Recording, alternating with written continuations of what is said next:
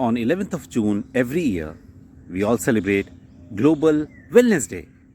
So what are the 4 keys to our wellness? The 4 keys to our wellness are spiritual sleep. Before sleep, we need to shut down all our gadgets that emits blue light and disturbs our circadian rhythm. A good laugh. We need to have a childlike laugh. We need to incorporate childlike laugh in our daily routine. Exercises that leads to low stress. Why? Because ये chaos से clarity की तरफ आपको ले जाता है.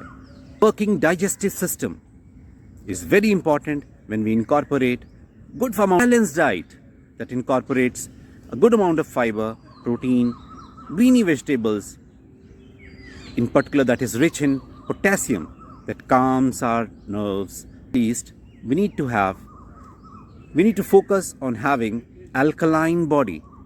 As we tend to eat more sweets, as we tend to eat all that is junk food, our body becomes acidic.